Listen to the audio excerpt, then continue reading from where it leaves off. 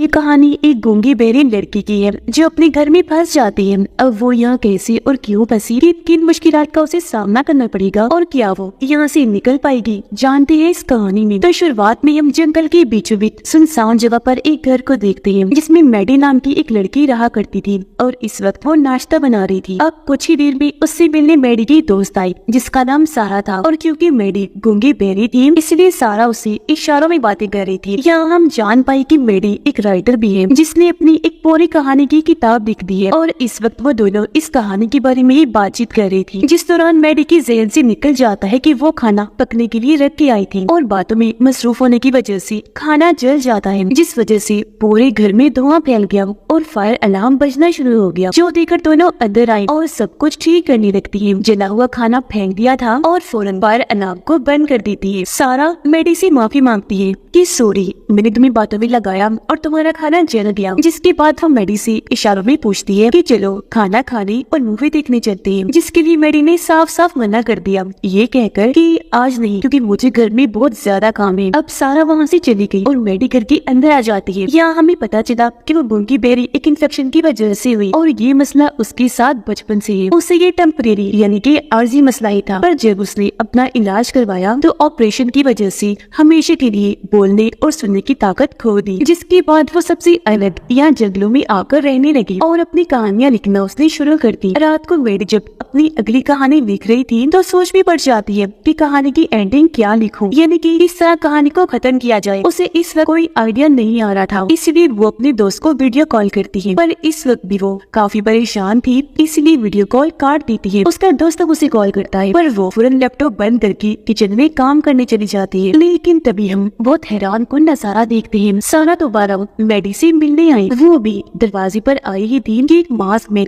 यानी जिसने चेहरे पर मास्क पहना हुआ था वो सारा को पकड़ के हमला कर देता है। उसके पास चाकू था जिससे बुरी तरह वो उसे मारने लगा। सारा बेचारी काफी डर जाती है, दर्द से चिल्लाने लगी। वो मैडी को भी मदद के लिए पुकार रही थी पर ना सुनने की वजह से मैडी का उस तरफ ध्यान ही नहीं जाता और मास्क मैन कई बार सारा को चाकू से वार करता है। बुरी तरह उसका खून बहने लगा और बहुत दर्दनाक उसकी मौत हो जाती है। वो नीचे गिर गई। मास्क मैन ऊपर उठा और वो बहुत डरावनी तरीके से मैडी को घूरने लगता है, फिर अपनी उंगली दरवाजे पर मारकर दस्तक देने लगा। पर जब उसे यकीन हो गया कि मैडी कुछ सुन नहीं पा रही तो वो सारा की लाश को लेकर वहाँ से चला गया। अब मैडी के पास दोबारा उसके दोस्त की कॉल आई पर वो कॉल को नहीं उठाती, दोबारा से अपनी कहानी लिखने लगती है। इस दौरान मास्क मैन कातिल उसके घर में घुस आया, चाकू से शोर करने लगता है पर हमेशा की तरह मैडी अब भी आवाज को नहीं सुन पाती। इस बीच मैडी के पास उसकी फीमेल फ्रेंड की वीडियो कॉल आई। कॉल जैसी मैडी ने पे की वो आदमी पीछे हट गया। वीडियो कॉल पर अब दोनों दोस्ती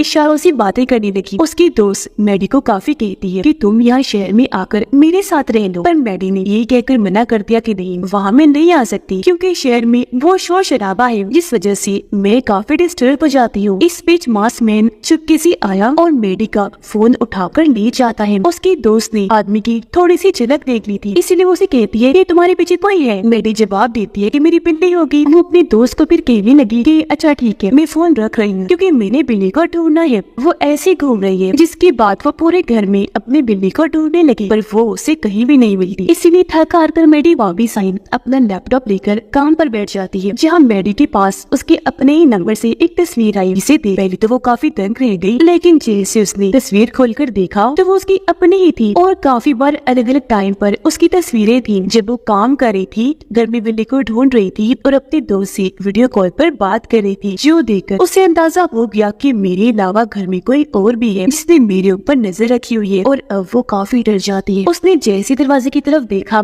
बाहर मास्क मैन खड़ा था जिसके हाथ में मैडी का फोन था और वो उसे मैडी को ही दिखा रहा था। ये देख वो काफी घबरा गई, जल्दी से उठी, मास्क मैन के अंदर आने से पहले जल्दी से दरवाजा बंद कर देती है और अब जब वो खिड़की से अंदर आने की कोशिश करने लगा तो मैडी ने वो भी जल्दी से बंद कर दी। ये देखकर मास्क मैन अब घर के चारों तरफ चक्कर लगाने लगा, अंदर जाने का रास्ता ढूंढने लगता है पर उसे अंदर घुसने का कोई रास्ता नहीं मिलता। इस बीच जल्दी से मैडी पुलिस के नंबर पर फोन करने की कोशिश करने लगी। ऐसा करता हुआ उसे मास्क मैन ने देख लिया था, इसीलिए उसने सारी कनेक्शन की लाइट्स की तारों को काट दिया जिससे पूरे घर में अंधेरा छा गया। साथ ही उसने वाईफाई का पासवर्ड भी बदल दिया था ताकि अब मैडी किसी से भी राब्ता ना कर पाए। और अब इन सारी चीजों से मैडी काफी डर जाती है क्योंकि तभी बाहर खड़ा हुआ मास्क मैन उसे खून से भरा हुआ चाकू को दिखा रहा था। मैडी काफी घबराई हुई थी, उसे कुछ समझ नहीं आ रही थी कि अब मुझे क्या करना चाहिए। और मास्कमैन जो घर से बाहर खड़ा था वो वहाँ से चला गया। मैडी जब दरवाजे के पास जाकर देखती है तो बाहर मास्कमैन उसकी गाड़ी के टायर्स को पंचर कर रहा था ताकि वो यहाँ से भाग ना सके। तभी मैडी के हाथ एक टॉर्च लाइट लग जाती है। उसने जब लाइट को दरवाजे पर मारकर देखा तो वहाँ मास्कमैन ने लिखा हुआ था कि मैं नहीं चाहता तुम किसी को ये बताओ कि तुमने मेरा चेहरा देखा हुआ है। साथ में ये भी लिखा था कि तुम्हारा दोस्त आ रहा है। जो कहते ही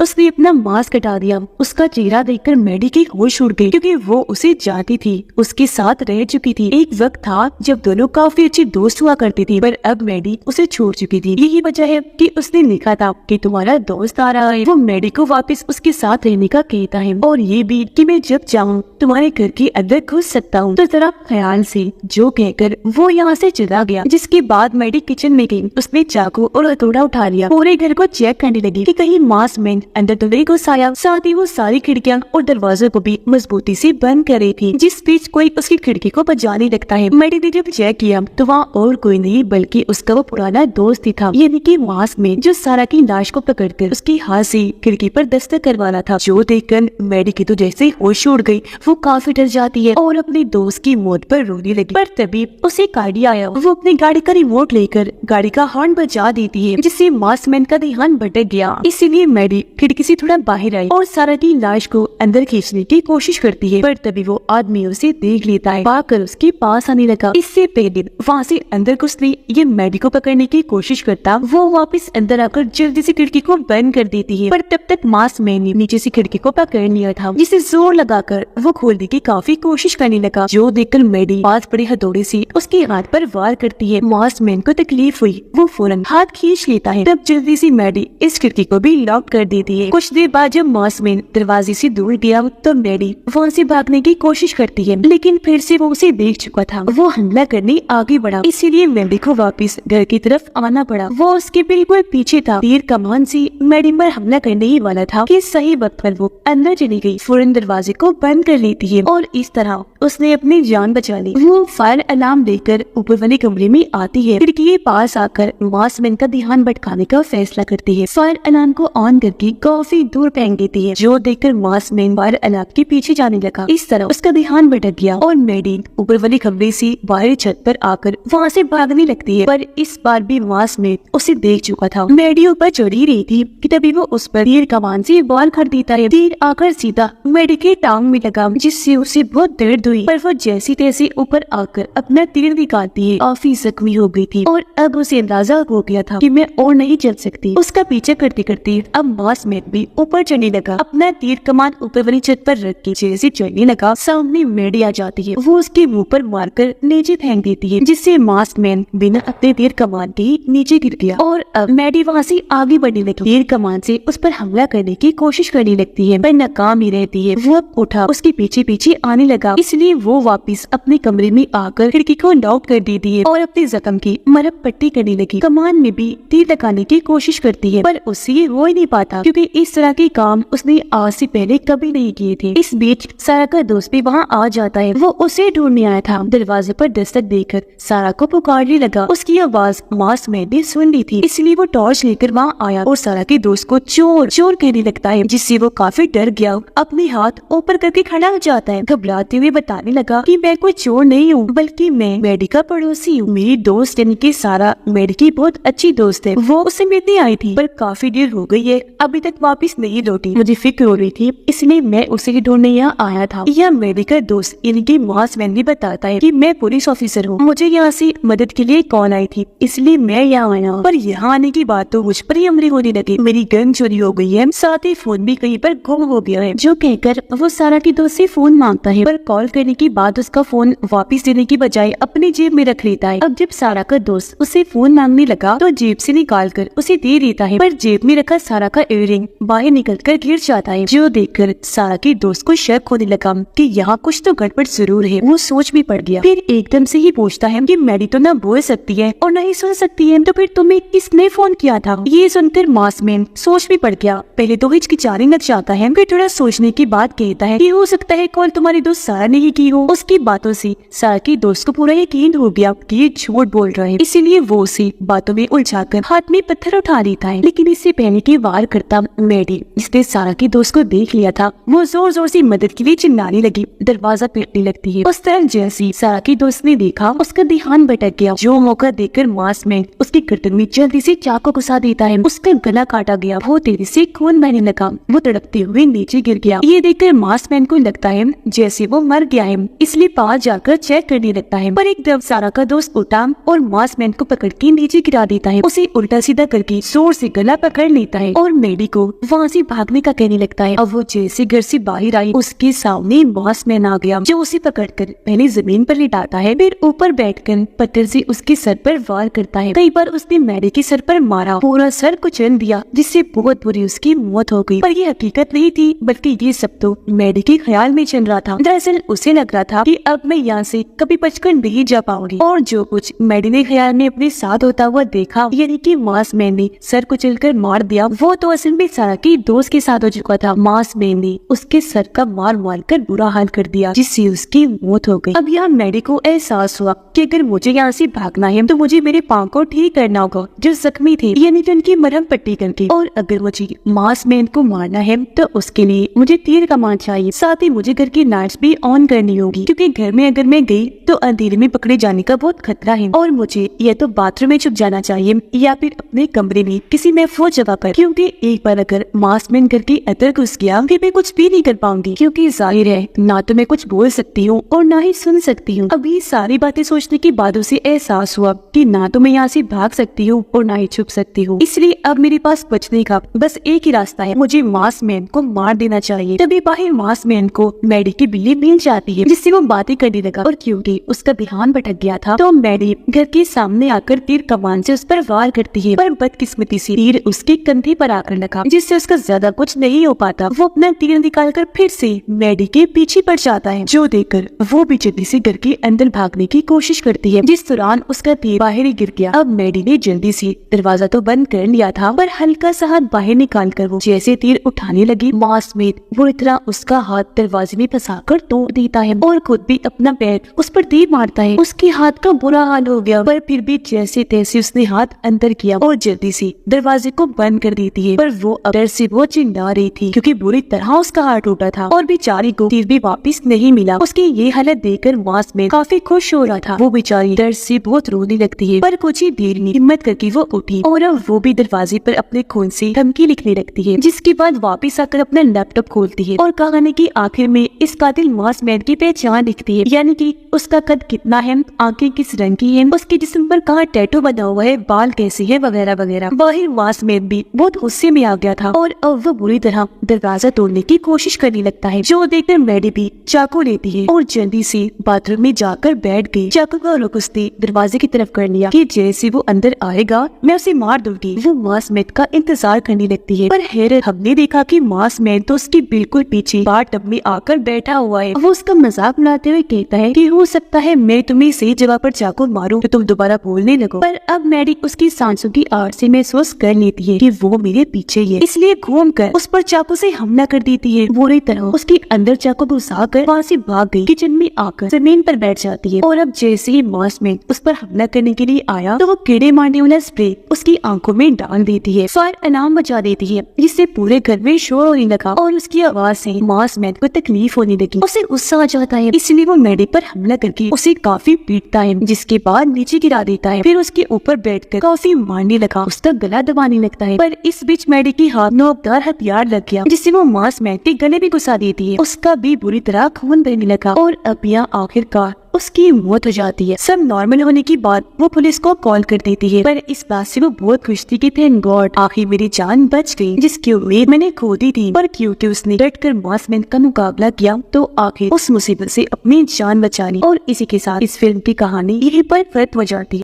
फिल्म की शुरुआत होती है हंगर गेम की दुनिया को दिखाने से, जहाँ पर हमें पूरी जगह का कैपिटल दिखाया जाता है, यानी कि सबसे बड़ा शहर। और ये वक्त फ्यूचर यानी काफी आगे के टाइम का है, जहाँ पर कहानी का मेन कैरेक्टर कोरियो अपनी बहन के साथ अपने डैड को ढूंढ रहा था, पर वो नहीं कहीं भी नहीं मिलती। इसीलिए ये दोनों घर आ गए, जहाँ पर उनकी दादी ये दुखी खबर देती है कि तुम्हारी डैड अब इस दुनिया में नहीं रही। ये सुनकर दोनों को दुख हुआ और अब कोरियो अपने डैड की तस्वीर देखकर उन्हें याद करने लगता है। जिसके बाद कहानी कुछ सालों की बाद की दिखाई गई, जहाँ पर कोरियो अब बड़ा हो गया है। वो नहा धोकर अच्छे से तैयार हो जाता है। यहाँ पता चला कि कोरियो के डैड काफी बड़े साइंटिस्ट थे, जिस वजह से तब इनकी जिंदगी बहुत खुशहाल थी, इन्हें कोई भी तंगी नहीं हुआ करती थी। पर जब से कोरियो के डैड की मौत हुई, इनके हालात उतने अच्छे नहीं रहे। अब पैसों की तंगी इन्हें बहुत ज्यादा है। उसके डैड की मौत के बाद कैपिटल में एक मशहूर डॉक्टर जिसका नाम डॉक्टर गोल है, उसने हंगर गेम की शुरुआत की। गोल ने ये गेम अपने एक साथी की मदद से शुरू की। इस हंगर गेम का आइडिया कोरियो के डैड का था, जो गोल को काफी पसंद आया, तो उसने लोगों की एंजॉयमेंट के लिए इस गेम की शुरुआत कर ही ली। अब यहाँ से कोरियो अपने कॉलेज में आया, जहाँ पर वो अपनी दोस्त और बचपन के दोस्त से भी मिलता है। कोरियो कॉलेज का सबसे बेहतरीन स्टूडेंट बनना चाहता है ताकि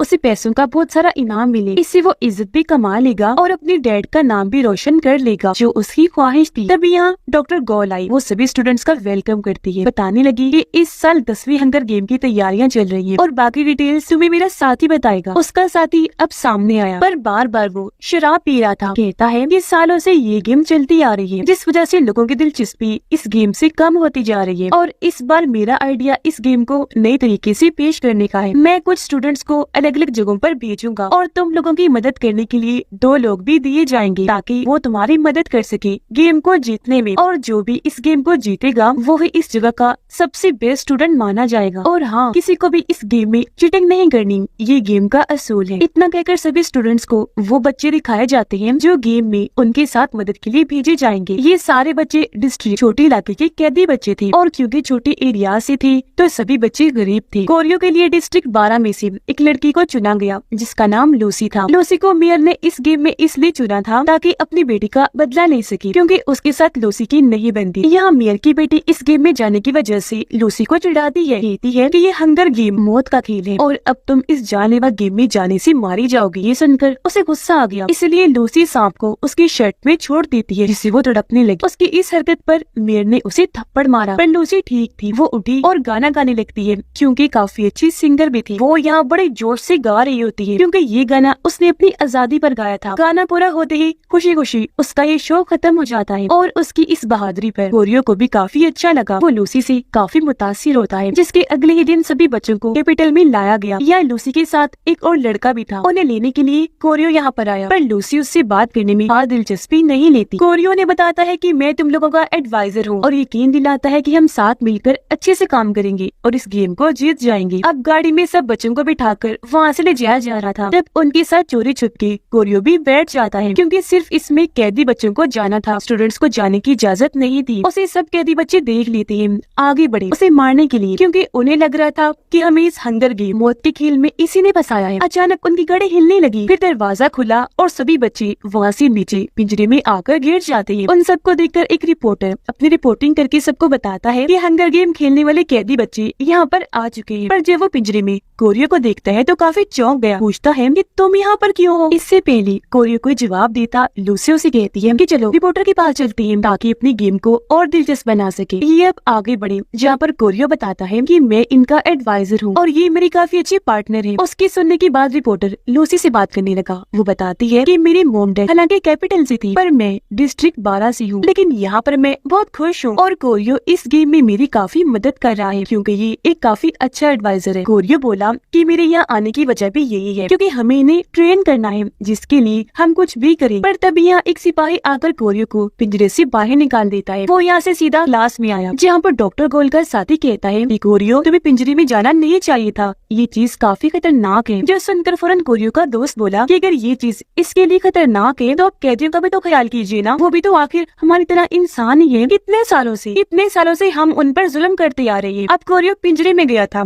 इस बात का गोल को भी पता चल गया था, इसीलिए वो यहाँ आई। बताती है कि मैं जानती हूँ कोरियो काफी बहादुर समझदार है, ये कुछ नया करना चाहता है, इसीलिए वहाँ गया था। फिर वो कोरियो से पूछती है कि अब मैं जानना चाहती हूँ कि हंगर गेम तुम्हारे हिसाब से क्या है। कोरियो जवाब देता है कि ये बाकी डिस्ट्रिक्ट के बच्चों को सजा देने के लिए मौत के खेल के अलावा और कुछ नहीं। आप इस गेम में बच्चों को मौत की सजा देते हैं और बड़ी आसानी से इसे गेम की शक्ल दे दी जाती है। गोल जवाब देती है कि नहीं, ऐसा कुछ नहीं है, हम ऐसा सिर्फ लोगों की एंजॉयमेंट के लिए ही करते हैं, बस इसके अलावा हमारे हमारा और कोई मकसद नहीं। ये सुनकर कोरियो के दोस्त को गुस्सा आ गया। वो कहता है कि जिन्हें आप मारकर लोगों को एंजॉय करवा रहे हैं ना, वो छोटे छोटे बच्चे हैं। आप लोगों को तरस नहीं आता, और कैपिटल तो लोगों को बचाने के लिए होता है, आप लोग उन्हें मार रहे हैं। उसकी बात को रद्द करके गोल का साथी कहता है कि ये बातें बाद में सोचेंगे, अभी हमें सिर्फ गेम के बारे में ही सोचना चाहिए। तभी कोरियो बोल पड़ा कि लूसी काफी दिलचस्प है, मैं चाहता हूँ कि गेम से पहले उसे सबके सामने लाया जाए ताकि बाकी गेम के मेंबर्स उससे जुड़ सके। ऐसा पहले कभी नहीं हुआ, लेकिन ये चीज काफी फायदेमंद साबित हो सकती है। इस पर गोल कहती है कि हाँ, तुम्हारा आइडिया अच्छा तो है, पर इस बारे में मैं सोच के बताऊंगी। अगले दिन कोरियो अपने दोनों कैदियों यानी लूसी और उसके साथी के लिए खाना लेकर आता है। वो दूसरे साथी के गले पर अजीब सा निशान बना हुआ देखता है। लूसी से पूछने लगा कि ये क्या है। तब लूसी उसे बताती है कि इसे काफी बुरा इन्फेक्शन हुआ है जो बहुत खतरनाक है, जिस वजह से ये अपना कंट्रोल भी खो बैठता है, इसीलिए इसको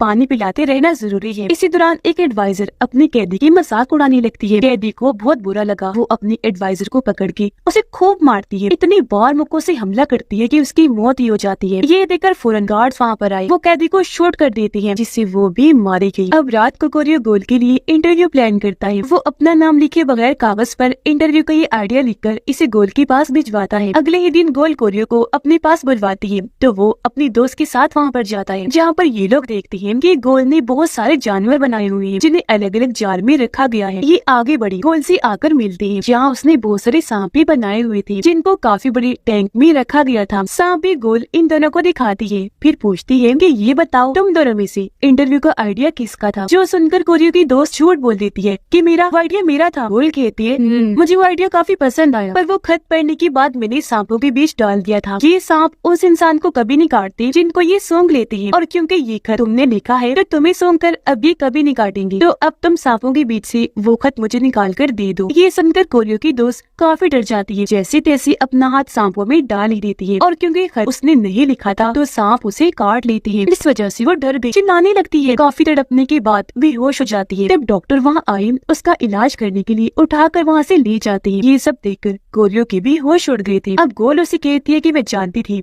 ये खत इसने नहीं लिखा, तो झूठ बोलने की सजा मुझे इसे देनी ही थी। मुझे पता है कि ये खत तुमने लिखा है, और उसमें जिन जिन आइडियाज का तुमने जिक्र किया मुझे वो काफी पसंद आए। जो सुनकर अब कोरियो और भी दंग रह जाता है। और अब सारे कैदी अपने अपने एडवाइजर्स के साथ अरीना यानी अखाड़े में आ जाते हंगर गेम खेलने के लिए। ये जगह बहुत बड़ी, सब बच्चे आपस में बातचीत करने लगे। लूसी कोरियो को कहती है कि मेरे गेम में मदद करना तो ओके ना। उनकी बातचीत के दौरान ही वहाँ एक के बाद एक धमाके होने लगे, इस वजह से वहाँ बहुत बड़ी तबाही मची। ये जगह टूट टूट कर गिर रही थी, साथ में पत्थर और मलबा भी गिरने लगा था। कोरियो इस तबाही की लपेट में आकर काफी जख्मी हो जाता है। वो एक खम्बे के नीचे आधा दबकर फंस गया था। अब सारे कैदी तो वहाँ से भाग जाते हैं, पर लूसी नहीं जाती। वो यही रुक के कोरियो की मदद करती है और उसे बाहर निकाल कर उसकी जान बचा ही लेती है। जिसके 2 दिन के बाद कोरियो को अपने घर में होश आई। आंखें जब उसने खोली तो सबसे पहले यही पूछता है कि लूसी ठीक तो है। उसकी बहन और दोस्त बताते हैं कि हाँ, वो बिल्कुल ठीक है। उसके दोस्त कहने लगा कि कुछ खतरनाक लोगों ने बाहर हमला कर दिया था, जिस वजह से वो धमाके हुए। कहा जा रहा है कि इस सब में एक कैदी बच्चे का हाथ है जो उन लोगों के साथ मिला हुआ था। धमाकों में बहुत सारे कैदी बच्चे और एडवाइजर्स मारे गए हैं। टीवी पर रिपोर्टर लूसी का इंटरव्यू लेती है, जो सब लोग देख रहे थे। वो फिर यहाँ गाना सुनाकर सबको अपने दिल का हाल बताने लगती है, जिस वजह से लूसी सबको काफी पसंद आई। बहुत सारे लोग उसे ढेर सारे पैसे देते हैं, जिससे अब वो काफी मशहूर हो गई। और ये चीज देखकर कोरियो भी काफी खुश हो जाता है। अब रात के वक्त कोरियो एक लॉकेट में जहर भरता है। फिर वो लूसी से आकर मिला। जहर वाला लॉकेट उसे देते हुए कहता है कि यहाँ पर क्योंकि जान का खतरा है तो तुम्हें किसी पर भी भरोसा नहीं करना। अगर तुम्हें लगे कि कोई खतरा है तो यहाँ किसी भी सुरंग में जाकर छुप जाना, क्योंकि यहाँ बहुत सारी सुरंगें बनाई गई है। फिर जब सही वक्त आए तुम ये जहर इस्तेमाल करना। तुमने मेरी जान बचाई, तो अब मैं भी तुम्हारी जान बचाकर तुम्हें यहाँ से निकालना चाहता हूँ। जो सुनकर लूसी को काफी अच्छा लगता है। अगले दिन कोरियो और उसका दोस्त गेम के लिए तैयार हुए। सभी कैदी बच्चों को अरीना में लाया गया और गेम शुरू हो जाती है। सभी बच्चे एक दूसरे को मारने लगे, क्योंकि ये जिस गेम है यहाँ लूसी को अपना दोस्त नजर नहीं आ रहा था, तो वो उसे ढूंढने लगी। और अब बच्चों के एक दूसरे पर हमला करने की वजह से वहाँ अफरा तफरी मच जाती है। बहुत सारे कैदी बच्चे मारे गए। कुछ ने तो लूसी पर भी हमला कर दिया, पर वो जैसे तैसे उनसे बच जाती है। वो अब अपने साथी को ढूंढकर एक केवार में ले आई और इस रास्ते से वो भागने लगती है। बाहर एक कैदी लड़की दूसरी कैदी को जो लटका हुआ था उस पे हमला कर देती है और अपने हथियार से उसे काट के रख देती है। जो चीज सब स्टूडेंट्स भी देख रहे थे, उन्हें काफी बुरा लगा। फिर उस कैदी को नीचे फेंक दिया जाता है। ये देखकर रिपोर्टर सभी स्टूडेंट इनके एडवाइजर से कहता है कि अगर तुम चाहो तो अपने साथियों को खाना और पीना भिजवा सकते हो, और ये चीजें हम अपने ड्रोन सिस्टम के जरिए जरिए वहाँ भेजेंगे जो वहाँ उड़ के जाएगा। इन्होंने खाना और पानी ड्रोन के जरिए अरीना में भेजा, लेकिन वो सही जगह पर जा ही नहीं पाता। एक दीवार से टकराकर रोहन तबाह हो जाता है। केव में लूसी अपने साथी को संभालती है जिसकी हालत खराब होती जा रही थी, पर उसके साथी का इन्फेक्शन बढ़ता ही जा रहा था। उसे कुछ समझ नहीं आती कि क्या करूं, और अब कुछ ही देर में वो अपने कंट्रोल से बाहर होने वाला था, जिसे रोकने के लिए पानी चाहिए। कोरियो से गोल आकर मिलती है, गुस्से में कहती है कि लूसी को सबके सामने लाने वाला तुम्हारा आइडिया काफी अच्छा था, जो पहले काफी फायदेमंद साबित हुआ, हमारे काम आया, पर अब लूसी ने केव में जाकर खुद को छुपा लिया है, उसे बाहर आना होगा। कोरियो कहता है कि मैं क्या करूं, इस बारे में मैं कुछ नहीं जानता। गोल को और गुस्सा आ गया, वो कहती है कि अगर लूसी बाहर ना आए तो मैं अरीना में अपने सांप छुड़वा दूंगी, जिससे सारे लोग मारे जाएंगे, यहाँ तक कि लूसी भी। ऐसे फिर इस हंगर गेम का विनर कोई भी नहीं होगा, तो तुम्हें भी कोई पैसा नहीं दिया जाएगा। इस पर कोरियो कहता है अच्छा ठीक है, मैं करता हूँ कुछ, जो कहकर वो भी अरीना में आ गया, जहाँ उसका दोस्त भी था। वो अपने साथी के मरने की वजह से दुखी हो जाता है। कोरियो उसे समझा ही रहा था कि तभी एक लड़का आकर दोनों पर हमला कर देता है, तो वो दोनों उससे बचते हुए वहाँ से भागे और इस जगह को बंद करके बाहर आ जाते हैं। अपनी जगह पर वापस आकर कोरियो कैमरा में देखता है कि अब लूसी के साथी का इन्फेक्शन इस कदर बढ़ गया है कि वो लूसी के पीछे पड़ गया है, उसे मारना चाहता है। तब उससे बचते हुए लूसी भागी और अब वो वहाँ केव से निकलकर बाहर अरीना में आ जाती है। ये देखकर कोरियो अपने साथी को कहता है कि तुम वहाँ फौरन पानी भिजवाओ ताकि लूसी के साथी को कंट्रोल किया जा सके। इसीलिए अब ड्रोन के जरिए वहाँ पानी भिजवाया गया। ड्रोन ने आकर जैसे लूसी के साथी पर पानी गिराया, उसका ध्यान भटक गया, वो काफी ऊंचाई से नीचे आकर गिरता है, जिससे वही उसकी मौत हो जाती है। लूसी भी नीचे आई उसकी लाश के पास, उसकी मौत से काफी दुखी हो जाती है। इतने ही देर में यह बाकी कैदी बच्चे भी आ गए, जो लूसी को मारने के लिए उसे घेर लेते हैं। अब लूसी को बचाने के लिए कोरियो वहाँ पर पानी के ड्रोन्स भेजता है, जो एक के बाद एक आकर कैदियों पर गिरने लगे, जिनसे वो जख्मी होकर गिर गए, बेहोश हो जाते हैं। जबकि लूसी यहाँ पर झुक गई थी तो उसकी जान बच गई। वो अब उठी और एक जगह पर आकर छुप जाती है। अब कैदी ऊपर एक और लड़की को देख लेती है तो उसे मारने के लिए वहाँ जाने लगी। तब पीछे से लूसी वहाँ आई और पानी की बोतलों में जहर मिला देती है, जबकि वो कैदी उस लड़की को मारकर काफी नीचे फेंक देती है। फिर जब वो वापिस आई लूसी तब तक छुप गई थी, पर यहाँ लूसी का प्लान फेल हो गया। उसने सोचा था कि वापिस आकर वो पानी पियेंगे और जहर की वजह से मारे जाएंगे, पर वो पानी पीने की बजाय वहाँ से निकल गई, क्योंकि उन्होंने एक लड़की को देख लिया था जिसे मारने ही वो चली गई। तब लूसी देखती है कि वहाँ पर एक छोटी जख्मी बच्ची आती है और वो जहरीला पानी पी लेती है, जिससे तड़प तड़प कर वही उसकी मौत हो गई, जो देखकर लूसी को काफी दुख हुआ। अब गोल टीवी पर सबके सामने आई और कहती है कि गेम में चीजें बदली जा रही है, गेम को सब अपने हिसाब से खेल रहे हैं, जो चीज बहुत गलत है। गेम शुरू होते ही वहाँ धमाके होने लगे, जिनमें भी किसी कैदी का ही हाथ है। वो दुश्मन लोगों के साथ मिला हुआ था। धमाकों में बहुत सारे स्टूडेंट्स एडवाइजर्स मारे गए हैं, जिनमें हमारे प्रेसिडेंट का बेटा भी शामिल था। इसलिए अब मैं अरीना में बहुत सारे सांप छोड़ रही हूँ ताकि अपने किए का तुम लोग अंजाम भुगत सको। ये सुनकर कोरियो काफी परेशान हो जाता है। भागकर वो बाहर आया, सोचता है कि अब मैं लूसी को कैसे बचाऊं। तभी उसे ख्याल आया कि जब मैं लूसी के पास गया था तो वो रो पड़ी थी, तब मैंने उसकी आंसू अपने रुमाल से पोंछे थे। इसलिए अब वो रुमाल लेकर चोरी छुपके गोल की लैब में आया। वो रुमाल को सांपों वाले टैंक में डालकर वहाँ से भाग जाता है। ऐसा उसने इसलिए किया था क्योंकि कोरियो का मानना था कि रुमाल को सूंघकर ये सांप अरीना में जाने के बाद लूसी को पहचान लेंगे तो उसे काटेंगे नहीं, जिसके बाद सांपों से भरा टैंक वहाँ से ले जाया जाता है। अब कुछ कैदी लूसी को छुपा हुआ देख लेते हैं। उन्हें पता चल गया था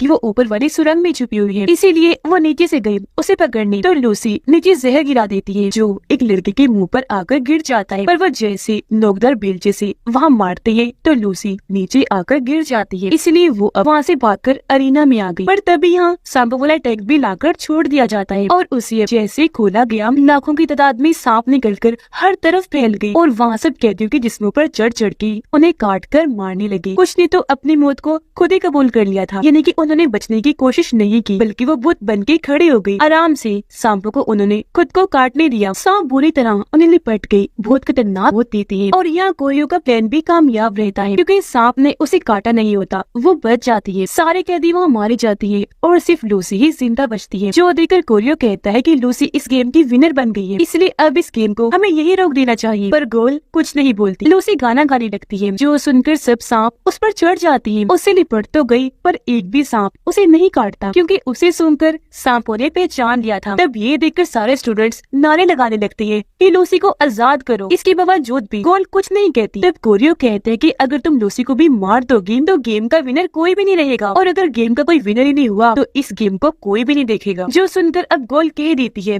कि जाओ और लूसी को बचा लो, जिस पर कोरियो समेत सारे स्टूडेंट काफी खुश हो जाती है और कोरियो की तारीफ करती है, नारेबाजी करने लगती है। जिसके बाद यहाँ से कोरियो अरीना में आकर लूसी से मिलता है, जहाँ तभी गुल का साथी भी उसका रुमाल और जहर वाला लॉकेट लेकर आ जाता है। दोनों चीजों को सबूत के तौर पर सामने रख के वो कोरियो को कहता है कि तुम्हें चीटिंग करनी नहीं चाहिए, तुमने इन दोनों चीजों को इस्तेमाल करके लूसी की मदद की, बहुत गलत किया, गेम की असूल को तोड़ा है, इसलिए अब तुम्हें सजा मिलेगी, गेम से मिलने वाला तुम्हें कोई इनाम नहीं दिया जाएगा, साथ ही एक सिपाही बनकर सारे डिस्ट्रिक्ट में काम करने की सजा मिलेगी पूरे 12 साल के लिए। जिसके अगले ही दिन कोरियो सजा के लिए जाने लगता है। उसे डिस्ट्रिक्ट 12 में भेजा गया था, जिस वजह से वो काफी खुश था क्योंकि वो डिस्ट्रिक्ट लूसी का था। तो इन दोनों की दोबारा मिलने की उम्मीद। उसके बाल काट दिए गए। अब वो ट्रेन में बैठा और डिस्ट्रिक्ट 12 के लिए निकल जाता है। ट्रेन में उसे अपना दोस्त मिला। कोरियो को उसे देखकर हैरत हुई। वो पूछता है कि तुम मेरे साथ क्यों जा रही हो? उसका दोस्त कहता है, मेरे दोस्त, मैं अपनी मर्जी से ही तुम्हारे साथ जाना चाहता हूँ, क्योंकि यहाँ कैपिटल में जो भी चीजें चलती है मुझे वो खास पसंद नहीं, यानी कि ये गेम वगैरह जो हर साल चलेगी। फिर वो लूसी के बारे में बात करने लगा। कहता है कि वो बहुत अच्छी थी, शायद वो अपने डिस्ट्रिक्ट में तुम्हारा इंतजार कर रही होगी। कोरियो कहता है कि हाँ शायद, अगर जिंदा हुई तो, और ये जगह कैपिटल से बहुत अलग होगी। जिसके बाद ये दोनों डिस्ट्रिक्ट 12 में आकर वहाँ के जनरल से मिलते हैं। जनरल कहते हैं कि तुम्हारा काम है लोगों पर नजर रखना, ये देखना कि कोई डिस्ट्रिक्ट से भागने या कुछ गलत करने की कोशिश तो नहीं कर रहा। जिसके कुछ दिन के बाद एक आदमी को सजाए मौत दी जा रही, सबके सामने पेड़ से फांसी पर लटका कर, क्योंकि उसने डिस्ट्रिक्ट से भागने की कोशिश की। ये देखकर उस लड़के की दोस्त काफी फूट फूट कर रो रही होती है, जो चीज कोरियो के दोस्त से देखी नहीं जाती। वो ये सब रोकने के लिए आगे बढ़ा, तब कोरियो उसे रोकते हुए शांत करता है। फिर बाद में जब दोनों अकेले थे तो कोरियो उसे समझाता है कि तुम्हें खुद पर कंट्रोल रखना चाहिए। वो जवाब देता है कि नहीं हो सकता ये, क्योंकि मुझसे गलत चीजें बर्दाश्त नहीं होती। तो अब अपने मन को हल्का करने के लिए दोनों बार में गई, जहाँ पर लूसी गाना गा रही थी। और अब जैसे कोरियो की नजर उस पर पड़ी, वो काफी खुश हो गया। लूसी ने भी उसे देख लिया था। दोनों एक दूसरे को देखकर काफी खुश हो जाते हैं। इस बीच कोरियो का दोस्त वहाँ से उठकर दूर चला गया। छुपकर वो कुछ लोगों से बातें करने लगता है। तभी एक लड़का आकर लूसी के साथ बदतमीजी करने की कोशिश करने लगा। तब कोरियो आकर उसे रोकता है, जिसके बाद में काफी पीटने लगता है। अब वहाँ लड़ाई छिड़ गई। इस वजह से कोरियो का दोस्त उसे लेकर वहाँ से बाहर आ जाता है। अगले दिन कोरियो और लूसी छुपकर एक जगह पर मिलते हैं। वो कहता है कि मुझे बहुत खुशी हुई कि तुम जिंदा हो, मैं तो सोच रहा था कि तुम मर गई होगी। लूसी कहती है कि तुम यहाँ पर क्यों आई? जो सुनकर कोरियो का दिल टूट गया। वो कहता है कि वाह, मैंने तुम्हारी जान बचाई और आज तुम मुझे ये सिला दे रही हो। लूसी कहती है कि तुमने मेरी जान बचाई, बहुत शुक्रिया, पर अब मैं यहाँ आ गई हूँ ना, बिल्कुल महफूज हूँ और अब यहाँ से कहीं नहीं जाना चाहता। उसे देखने से लग रहा था कि वो कुछ छुपा रही है। कोरियो उसे संभालता है, बड़े प्यार से कहता है कि तुम चाहे यहाँ रहो या कहीं भी, मैं तुम्हें कभी भी कुछ नहीं होने दूंगा। जिसके बाद दोनों गले से लग गए, क्योंकि एक दूसरे को प्यार करते थे। और अब ये दोनों काफी टाइम यही रहे, खूब इंजॉय करती है। एक दिन लूसी उसे बताती है कि ये जगह बहुत ही खतरनाक है, हमें यहाँ से निकलना चाहिए। पर कोरियो उसे कहते हैं कि फिलहाल हम यही महफूज हैं, तो यही रहेंगे। अब काम के दौरान कोरियो अपने दोस्त पर नजर रख रहा था। फिर वो उसे पूछ भी लेता है कि तुम क्या कोई गड़बड़ कर रहे हो, क्योंकि मैंने तुम्हें कुछ लोगों के साथ बातें करते हुए देखा था। उसका दोस्त कहता है कि ऐसा कुछ नहीं है, मैं बस कुछ लोगों की यहाँ से निकलने में मदद कर रहा था, क्योंकि ये जगह बहुत खतरनाक है, किसी जहन्नुम से कम नहीं है। तभी कोरियो कहता है कि ये चीज बहुत गलत है, और कोरियो इन सारी चीजों की रिकॉर्डिंग कर लेता है और रिकॉर्डिंग को गोल के पास भिजवा देता है। अब रात को कोरियो और उसका दोस्त जब लूसी का गाना सुनने आए तो यहाँ से उसका दोस्त चुपचाप निकल गया। कोरियो ने उसका पीछा किया। वो अपने दोस्त को एक कपल के साथ पकड़ लेता है, जो उसके दोस्त के साथी थे, और यहाँ पर उन्हें कैद करके रखा गया था। कोरियो का दोस्त उन्हें यहाँ से निकालने वाला था, जिसके लिए वो यहाँ अपने पास हथियार भी लाए हुए थे। अब जैसे कोरियो यहाँ आया, कपल का एक साथी उस पर गन तान देता है, जिसकी थोड़ी ही देर बाद यहाँ पर लूसी भी आ गई। कोरियो गन छीनकर कपल में से पहले लड़के को मारता है और फिर उसकी वाइफ को भी। लूसी जो काफी डरी हुई थी, उसे कोरियो संभालता है, कहता है कि तुम घबराओ नहीं, बहुत जल्द हम यहाँ से निकल जाएंगे। जबकि उसका दोस्त अपने दोस्तों की मौत की वजह से काफी दुखी हो जाता है। अगले दिन सबके सामने जब कैदियों को सजाए मौत दी जा रही थी, तो इस बार उनमें कोरियो का दोस्त भी था। यह बताया जा रहा था कि इन्होंने गद्दारी की है, इसलिए अब इनको माफ नहीं किया जा सकता। फिर फांसी लगाकर उनकी जान ले ली जाती है। इससे कोरियो को ज्यादा फर्क नहीं पड़ा, लेकिन लूसी को काफी दुख होता है। कुछ ही देर में कोरियो और लूसी डिस्ट्रिक्ट 12 से निकलने लगते हैं। वो यहाँ से जंगल में आ गई। लूसी उसे पूछती है कि तुम्हें अपने दोस्त की मौत पर दुख नहीं हुआ? वो जवाब देता है कि उसकी गलती थी, उसे न खुद भागना चाहिए था और ना ही किसी की भागने में मदद करनी चाहिए थी। वो पूछती है क्या उसे पकड़वाने में तुमने मदद की थी? इस पर वो कुछ नहीं कहता। फिर उसने पूछा कि अब हम भी तो भाग रहे हैं ना, तो ये कहीं गलत तो नहीं, इस वजह से हमारे लिए कोई खतरा न खड़ा हो जाए जिससे हम भी मारे जाएं। पर कोरियो मना कर देता है कि ऐसा नहीं है, लेकिन उसके हाव भाव देखकर लूसी समझ गई ये झूठ बोल रहा है, हमारे लिए खतरा है, इसमें ये अपने साथ साथ मुझे भी फंसा रहा है। इसलिए वो अभी कहकर वहाँ से निकल गई कि मैं कश्ती तैयार करके आती। थोड़ी देर के बाद कोरियो भी कश्ती के पास आ गया, पर उसे यहाँ लूसी नहीं मिलती। तो तब वो आगे बढ़कर लूसी को ढूंढने लगता है, जहाँ उसे लूसी के कपड़े दिखे। उसने जैसे चेक किया उसमें एक सांप था जो कोरियो को काट लेता है। ये देखकर उसे गुस्सा आ गया। वो चिल्ला चिल्ला कर कहता है कि लूसी ये क्या है, अब तुम भी मेरी जान लेने की कोशिश करोगी, जबकि मैंने तो तुम्हें बचाया था, तुमसे मैं प्यार करता था। अचानक उसे लूसी भागते हुए नजर आई। तब कोरियो उस पर गन तानकर शूट कर देता है, जिससे वो वहीं गिर गई। वो जब जाकर वहाँ चेक करता है तो लूसी की लाश उसे नहीं मिली, जिससे वो समझ जाता है कि सांप के काटने से मेरे अंदर जो जहर फैला है उसकी वजह से मुझे